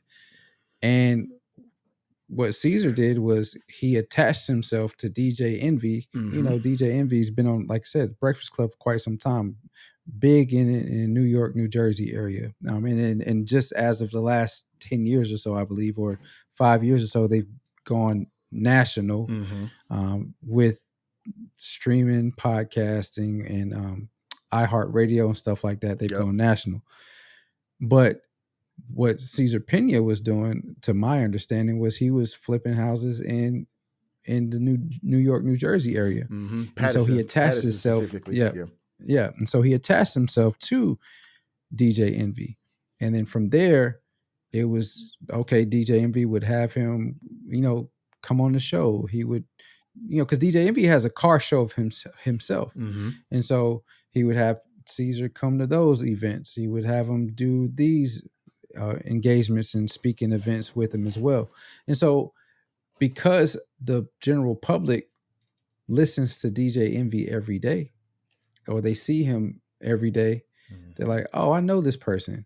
Oh, he's doing this. Yeah, let me listen to what his friend is talking about. And so they get involved in it, and what the rest is history. We know a lot of people use their fame, use their notoriety to gain or garner more money, power, and respect.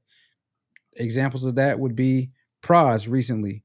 He was an ex-member of the Fugees. Yep. He used his fame to help foreign governments try to influence the United States government. Little Tay, we talked about her a couple weeks ago, who we hadn't seen in quite some time, had somebody, whether it was her or somebody outside of herself, fake her death, and then she promoted a daggone song. And we still don't know which case is what, if it was her or whoever else that faked her death. But it does seem pretty suspicious that right after that, she has a song to promote. The former president, Donald Trump, he gained all this fame and notoriety from Celebrity Apprentice, The Apprentice, and all that stuff. Became a trusted entity within the United States. He became president. Money, power, respect.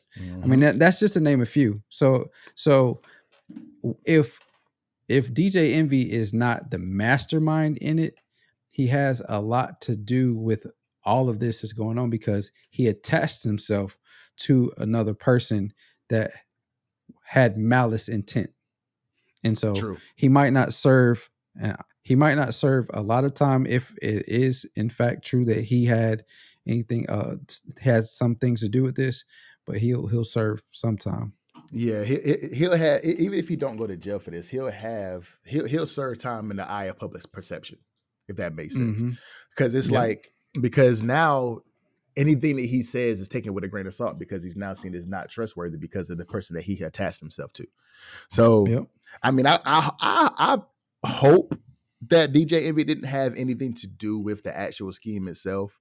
But the fact that you publicized and you promoted this gentleman that was stealing millions and millions and millions of dollars of people is not a good look for DJ Envy at all, dog. It's not a good look at all, man. And I hope he don't do no time, but we'll have to just see and kind of, keep up with the story. But it's crazy about what happened, my G. It's crazy. So, Sticks, when the last time you been to the Cheesecake Factory? Actually, me and Sam went not too long ago because it's a Cheesecake Factory in the Tacoma Mall, so we be up in that joint. You feel me? It's a vibe. I don't know why people, but go ahead. Did you not enjoy your time there? I thoroughly enjoyed myself. What do you mean? Do you think Sam enjoyed her time there? She definitely enjoyed her time. See, this is the thing. So Sam, it's a couple. Let's say I had the list up in front of me. It's a couple of places to see. Sam ain't like that. It's a couple places that Sam has been to and has enjoyed herself on this list. And she's a 16-year-old young lady. Now, I have been very, very active in my daughter's life to where she appreciates a lot of different things in what she would consider in the future a significant other. Because I have taught her what true love from a man is. And I have been active in trying to do that and making sure that I did that for my daughter. Now, not saying that a lot of these women that have input on this list have daddy issues, but it's coming off as such, to be perfectly honest with you. So finish your intro, D-Lo. What you got going on, man? I didn't want to go off, but I'm about to go off. So in a viral clip, a woman she feels insulted because the man she is dating decided to take her to the Cheesecake Factory for their first date. So much so that she refuses to go inside and wants to end the date on site immediately. Not only did she not want to go inside of the Cheesecake Factory, she wasn't even getting out of the car. Yeah, she wanted to end the date immediately. No. She didn't want to end the date. She wanted him to not take her to Cheesecake Factory, take her somewhere else, and he ended the date. Well, so her actions, the consequences was the date was ended immediately. 100%. She decided to end the date. Yes, sir. This in turn sparks a national debate about where is the appropriate place to go for a first date. So, Six, we already kind of talked about your feelings and thoughts on the Cheesecake Factory for the first date, but continue, please, sir. Bro, first of all, Cheesecake Factory is not cheap. First of all, Cheesecake Factory is not cheap. Now, if you want to talk about sort of kind of cheap dates or whatever, I mean, you can always say it's 28. It's 28 things on this list. 28 places on this list that you should not go as a woman. If a man tries to take you, you should refuse to go to these places. Cheesecake Factory is number one. Cheesecake Factory is an amazing restaurant. It's the ambiance is great. The food is amazing. They have a lot of different choices as far as meals. They got a lot of different choices as far as drinks and wine selections. It's not a cheap date in the least. If you're taking a woman out on the date and y'all having appetizer, entree, dessert, and drinks, you're going to spend $150 at least in that restaurant. So it's not a cheap date in the least bit, period. Now, to talk about the clip that D-Lo referenced is the young lady who I'm gonna use this term. Stephen A said she looked good, but She ain't miss no meals. She ain't miss no meals. Okay, I'm gonna use that one. I'm gonna use that one. She looked good. She was a pretty young lady, but she ain't miss no meals. And I'm pretty sure she's been in Cheesecake Factory once or twice. She just trying to roll in circles that she don't really belong in my opinion. Now, and even the women in her circle was probably been to Cheesecake Factory a time or two in their life, but that's neither here nor there. Now, she refused. So he got out the car to walk around the car to open her door, and she's on live or recording him or recording saying, he done brought me to Cheesecake Factory, y'all. Would you bring somebody that looks like this to Cheesecake Factory? I am not getting out this car. So he knocks on the window. She lets the window down, and he's like, oh, you're recording me? He was like, oh, this is Cheesecake Factory. He was like, yeah. And she was like, I am not going to Cheesecake Factory, basically. So he basically broke it down to her. It was like, you did a lot of things leading up to this that didn't deserve to go where I was planning on taking you, because we were going to go to this fancy, super duper fancy a la carte restaurant. But I told you 2 days ago that I was picking you up at this time. You came downstairs an hour late, didn't even think about even inviting me up, which is cool because, we don't know each other yet. This is the first day. You don't have to invite me into your home. But I was waiting in your apartment parking lot for an hour for you to even come downstairs. And she began to give a couple of excuses as to why she didn't come downstairs, but neither here nor there. But he told you 2 days in advance that our reservation is at this time. He showed up an hour prior to y'all getting to the place to pick you up. You weren't ready. You didn't come downstairs from your apartment until the reservation time. So that's why he didn't take you to that place. So he took you where he was comfortable. He took you to a place that he liked, that he was cool with, which was Cheesecake Factory, which is an amazing restaurant. And you decide you don't want to get out of the car. So he was like, you know what? I'm taking you home. Period. Because you have a lot of things that you like, that you prefer. You have your preferences, and I have mine as well. And one of them is respect. And I don't feel like you have done that to this point of this date. So I'm taking you home. The date is over. I'm taking you home. And it's got a lot of national, viewage out of this video, which is dope because some women need to see this. But then it came to this list. D-Lo. And this place is on here that I agree with. Like, your house should not be a first unless it's agreed upon in the text messages. Like, this is what this relationship's gonna be. This is an FWB type of, you come through and we do what we do, and we just keep it on that type of relationship. We keep it on that situationship type of thing. If that's what y'all agree to, then cool. First, the crib could be a first date because y'all know what it is. You know what I'm saying? Netflix and chill, that's the same thing. You know what I'm saying? But like, I ain't taking if it's a first date, I'm not taking no woman to a fast food restaurant. I'm not taking you there.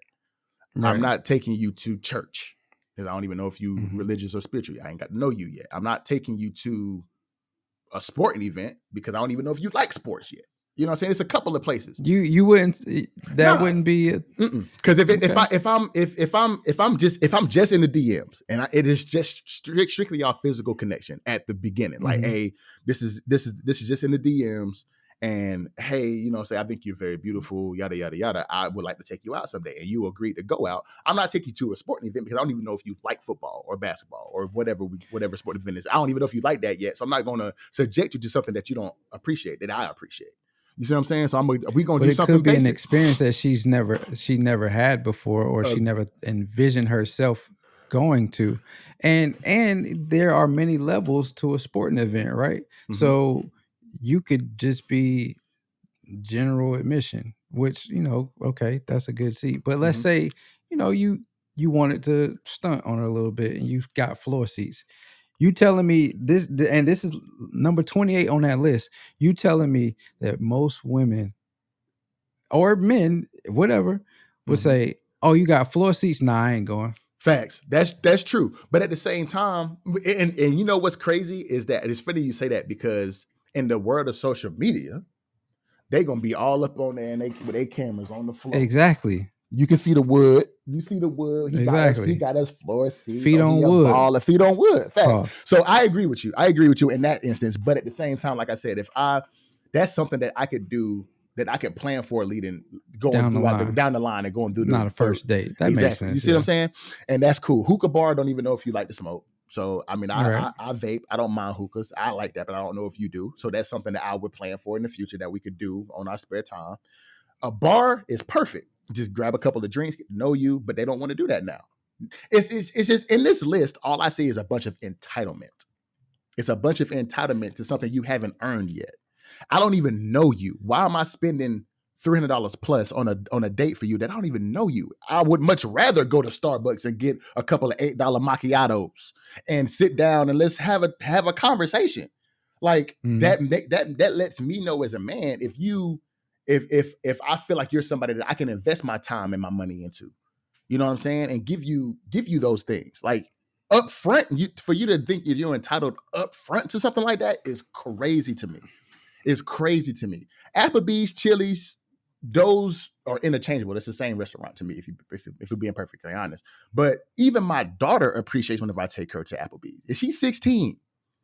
And she loves the food there. She just wants to be out of the house and be with her dad and like have that experience with a man that loves her. Like, if a 16-year-old young lady can appreciate that, why can't women in their 20s and 30s appreciate that shit? It just don't make no sense to me. It just make no sense. So I am glad I am married and don't have to deal with none of this. Bro, go ahead. I'm going to let you finish. I'm going to talk about mine too. And don't have to deal with any of this nonsense. But what I will say about this list, about the clip that's going viral, is if she's complaining about where you have gone on your first date, she's not that into you. You are just a free meal of whatever she thought she was going to get. You are a foodie call. She whatever she thought she was going to get to, whatever new experience she thought she was going to get, whatever extravagant event she thinks she was going to be involved with, or whatever. I don't know. That's what that's what she's treating you as. She's not treating you as somebody that wants to get to know you. She's treating you as a meal, a free meal. And a person that, you know, she'll, if the conversation is good, if you present yourself well, she'll think about giving you a second date. But, you know, realistically is she's already made up in her mind, nothing is going on after tonight. I'm not answering any more of his texts or anything like that. Yeah. So if she's complaining about that, then she's not that into you. And I genuinely wholeheartedly believe that. It's just, I understand, like, on this list, most of these places, they are super cheap. And so, like, yeah, I wouldn't envision taking anybody to Wingstop for the first date or IHOP unless, you know, it was a brunch date or something like that. I mean, and even then, I'm not taking them to IHOP or Denny's or places like that. You can go somewhere specifically for a brunch. It's a plate up. I mean, go ahead. I am in the But for me, these smaller ones, ice cream date, coffee date, Starbucks, stuff like that, I definitely not taking them to a nightclub. That's where I met you at. You know what I mean? But a bar for drinks. That's facts. But a bar for drinks. Yeah, okay. What is wrong with that? Nothing. Somewhere where we can have a small conversation, get to know each other, and then determine if this is something that we actually want to pursue later on. And then I can say, all right, well, we've built this relationship. We've both invested this much time. Let me show how much I appreciate you. And we can go to Steak 21 and all those type of places that you want to go to. Go to Sullivan's downtown, or go to Sullivan's uptown and spend some bread. You feel me? Like, you know what I mean? But the woman in the clip that we're referencing, her main argument was, he took me to a chain restaurant. Well, a lot of these restaurants that you have now are chain. You wouldn't be saying this if we went to Nobu. No, you wouldn't. No, you wouldn't. But that's a chain. It's all over the place. It's all over the place. So realistically, is it because everybody has access to the menu, so to speak? Well, not everybody has access, but a large portion of the population has access to the menu at Cheesecake Factory, as alternatively then to Nobu. Because if you go to Nobu, you're gonna spend easily $500, $600, easily, not $150. Yeah. But is that it? Because you can't put, I went to the Cheesecake Factory and stunt, or is it because you just think you're better than? I don't know what the issue is. It's just a lot of entitlement. Cheesecake Factory to me is the Cheesecake Factory to me is not. I don't even know. I think the Cheesecake Factory is appropriate for a Yeah, first date. It's easily. just outside of not being not being cheap. Is being okay. He took me somewhere decent, halfway decent. Yeah. And it's not too expensive. It's not too cheap. It's got the right ambiance. Your portions are good. You can get a big ass cheesecake afterwards. You can buy some drinks. You can enjoy others' company if you want to. I mean, Yeah. it's just I don't understand the Cheesecake Factory, especially being number one on this list. On number one on the list, bro. yeah. Like I don't get it. I don't either, man. And it's so, but like I said, it's a lot of entitlement in that. Like, it's the way I feel is whenever you're looking into being in a relationship with someone, men and women, we got to get out of this thought process of, oh, I'm the prize, right? I said steak 21 to steak 48. Either one. You tell I ain't been 21. Never mind. But yeah. Steak 48. I meant steak 48. But nah, but it's a lot of we got to get out of this. Oh, I'm the man is the prize, the woman is the prize. No, like if y'all really are feeling each other and fuck with each other, y'all gonna make sure that y'all let each other know that each of you are the prize. It's not just one person or the other. You know, y'all both contribute to the relationship. And just like D-Lo said he glad that he married. I'm glad I'm in a relationship because I'm not dealing with logical women. With logical women. Yeah, exactly. Because I'm gonna read a message that my lady sent to me. And I appreciate her for sending this because whenever I saw this list, I sent it to her and was like, hey, baby, this you. And I knew what her response was going to be. I just sent it as a joke because I didn't want her to see it. And she responded back to me, not at all. People choose a lot of silly, insignificant shit to have standards about. I'm less concerned about where we go and more concerned about our connection, how you treat me, and whether or not I can see myself respecting, learning, and growing with you. Stuff like this is so dumb to me.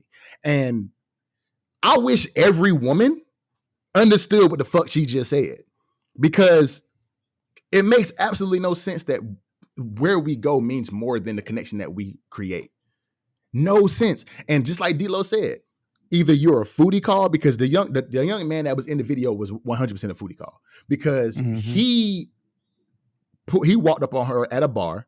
He's not up to her standard that she feels that she deserves, that she's entitled to. Not up to her standard. He's not tall. He's not a muscular dude. How you know this? How you know he not tall though? Because I seen how you know all of those. I seen an interview after the fact where she talked where they talked about each other's experience and how they met each other.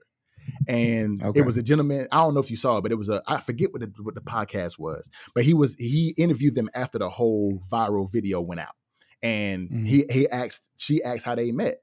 And he kind of jumped in and said, I was out with a bunch of friends. I don't go out often, but I was out with a bunch of friends at a friend's birthday party. And I saw her at the bar. And I was like, it just seemed like everybody was intimidated to walk up to her. And I was like, you know what? Fuck it. I'm going to go, speak to her. And they spoke. And the way that she reiterated the conversation on how they met was like, she was like, but he was the only guy that came up and spoke to me. So I was like, you know what? Fuck it. I'll give him a chance. He's not what I prefer, but he could be a good man. So I'll give him a chance. And she said this out her own mouth. So she was just like, you know what? I'm gonna see. This is how I feel. This is my own personal opinion. I'm not putting this on this young lady, but this is just how I feel, just from what I've seen. And I just feel like she was just like, you know what? He seems nice, and I'm hungry tonight, so I'm gonna take him out on his offer to go out for something to eat, see how things go, and then I might not even call him no more. And I think that's where where everything went until this whole situation went viral, and didn't talk about a second opportunity to go out on a date with a man or nothing. But I said all that to say is if a lot of women, and shoot, probably men too, can understand what my lady said and that text message that she sent me, then being able to create connection with people would be so much easier. But men and women have this complex. Oh, I'm the prize. No, I'm the prize. No, man, fuck both. If y'all really want to create a connection, then y'all make sure that y'all realize that both of y'all are the prize, regardless of who makes the money or who does the domestic things or whatever. Y'all are a fucking team in a partnership. So if y'all are really trying to create a connection with someone and y'all want to be in a meaningful relationship, then make sure that connection is meaningful enough to where y'all can say y'all are both the prize together. and y'all can build up to something like what my boy D-Lo got is a fucking happy ass fucking marriage. And that's what I want. I know a lot of people want that shit. So that's what I'm working on with my lady, is that I can make sure this shit is meaningful. And the fact that she would love to go to Cheesecake Factory with me and the connection that we have is more important than where we go. I love that. So yeah. I mean, logical young ladies, bro. Logical young ladies. Everybody doesn't want a marriage, but for those that are out there dating, I'm sure there are many that wouldn't accept this. And I feel like women, to some degree, are sending a message back to men in so many different ways. And I'm not defending this logic of places like the Cheesecake Factory aren't acceptable to go for a first date. But what I am saying is, for so long that we know of, men were spending small amounts of money or some money on women and then expecting to get the goodies afterwards. So now women are saying, again, this list isn't reflective of all women's perspective, as you just mentioned with the message that was returned and to you. And D-Lo's statement is not reflective of all men either. Right. And my statement is not reflective of all men either. I'm not saying that. Right. But what I'm saying is that maybe this list is saying you're going to have to put a little bit more thought into where we go, a little bit more effort and a little bit more investment if you think that what's going to go down or transpire in the time after, whether that be after the first date, after the second date, whatever the case may be, if you think this is going to happen, you have to put a little bit more thought and a little bit of effort, a little bit more time into and invest a little bit more in order to have those things occur. Does this make, just to stop you real quick, so does that make it transactional?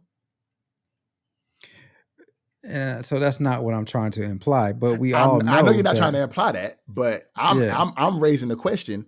If I'm spending $500 on the first date, if we're going to steak 48, or is it 48 or 42? It's 48, steak 48. I said it wrong. I said steak 21. If we go to steak 48 and I'm spending $500-$600 on this meal for you and I'm showing you a good time, should I expect festivities afterwards? Not saying that. And that's what I'm saying. But that's the thing though. That's what you're saying though, is that if that's not what I'm saying.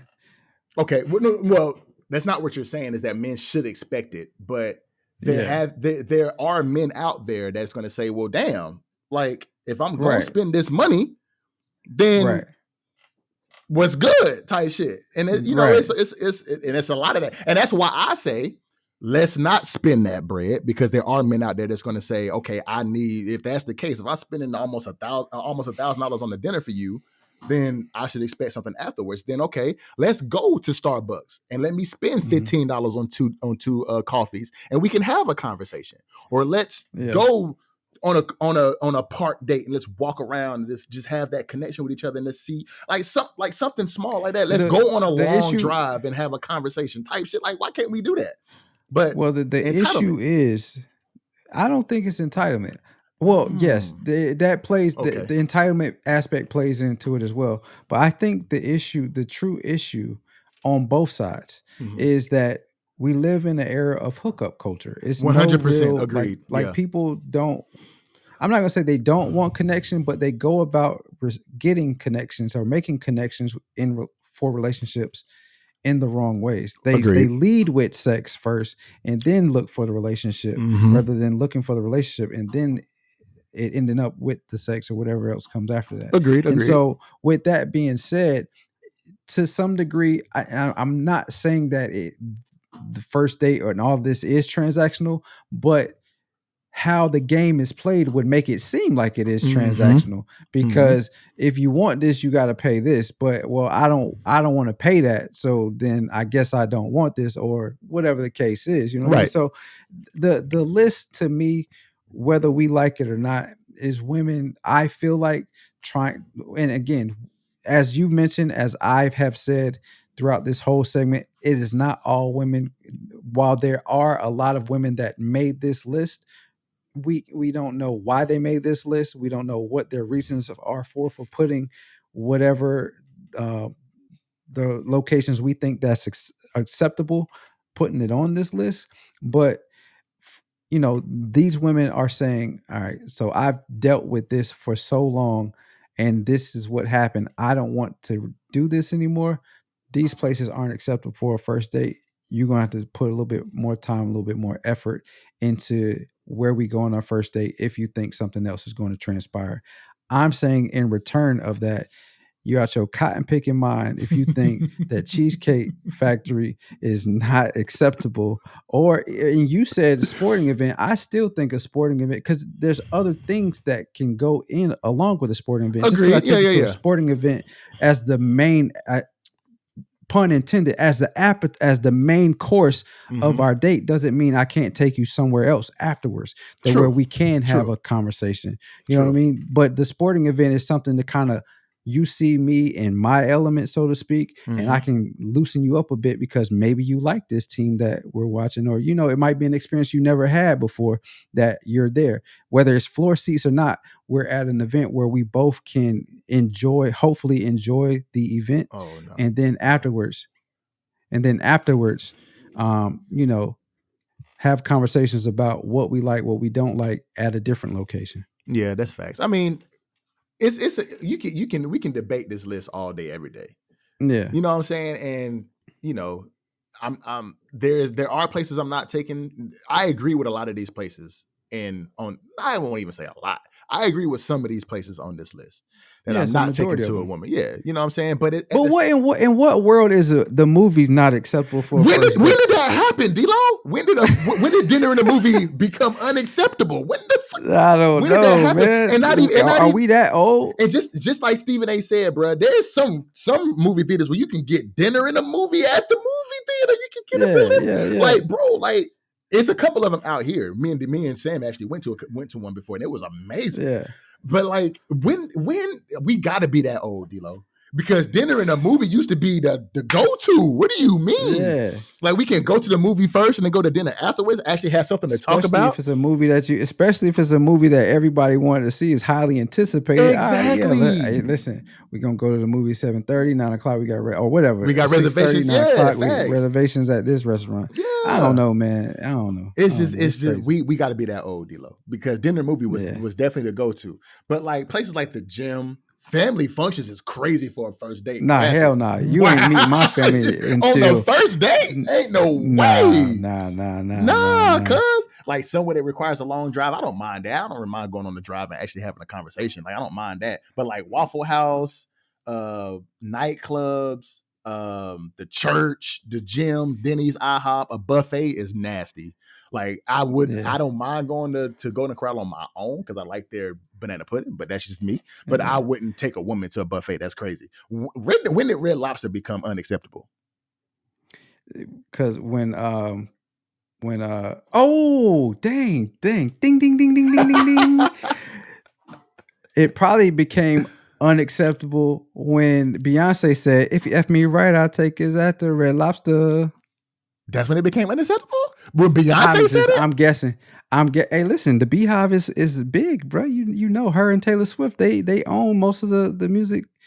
Anyway, but she said if he do something right, then she gonna exactly. So he got to do it right first before they go to Red Lobster. But see, that's ass backwards if you're thinking about the way that this situation is. But anyway, that's crazy. Exactly, but that's why it can't be a first date. Ding ding ding ding ding ding ding. Okay, I could get with that. Wingstop, I agree with D-Lo. Buffalo Wild Wings, same as Wingstop. I agree with D-Lo. Fast food, not taking you to a fast food chain first date.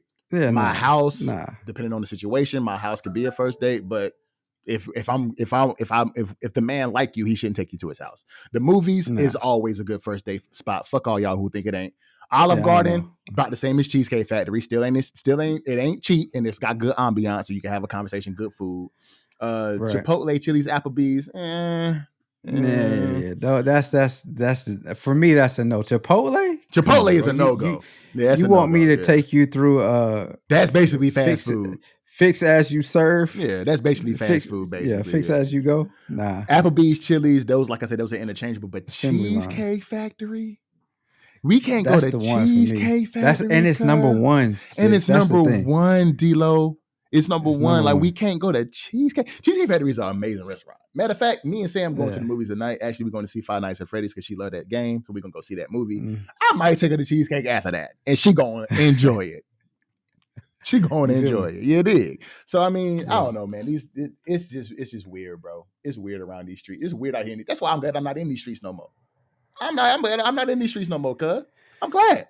I don't need to be out here. The streets ain't getting me no good. None. The streets left me on the side of the road, harmed and in danger every time. And I'm glad I ain't in the streets no more. Thank you. You know who you are. Oh my God.